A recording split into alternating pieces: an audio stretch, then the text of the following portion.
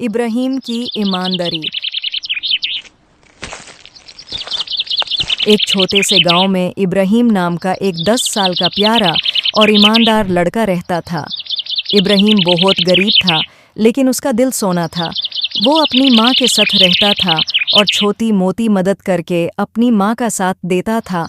एक दिन इब्राहिम अपने गांव के पास वाले जंगल में लकड़ियां इकट्ठा कर रहा था। तभी उसकी नज़र एक चमकती हुई थैली पर पड़ी जो ज़मीन पर पड़ी थी।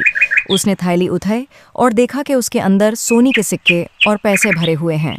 इब्राहिम सोचने लगा, अगर ये पैसे रख लूँ तो मेरी गरीबी दूर हो सकती है, लेकिन ये मेरा माल नहीं है। ये उस शख्स का हक है जो इसे खो चुका है। इब्राहिम थैली लेकर गांव के चौराहा पर गया और ज़ोर से आवाज़ लगाई, क्या किसी ने अपनी सोने से भरी थैली खो दी है? गांव के लोग उसकी ईमानदारी देखकर हैरान हो गए। कुछ देर बाद एक बहुत परेशान शख्स अब्दुल करीम इब्राहिम के पास आया और बोला, बेटा, मेरी सोना की थैली खो गई है, क्या ये तुम्हारे पास है? इब्राहिम ने पूछा, आप मुझे बता सकते हैं कि थैली के अंदर क्या है? अब्दुल करीम बोला, उसमें 20 सोना के सिक्के और कुछ पैसे हैं। जब जवाब सही निकला, इब्राहिम ने बिना किसी लालच के थैली वापस कर दी। अब्दुल करीम ने इब्राहिम को गले लगाया और बोला, बेटा, तुम्हारी ईमानदारी देखकर मेरा दिल खुश हो गया। यह लो, 5 सोने के सिक्के तुम्हारे हैं।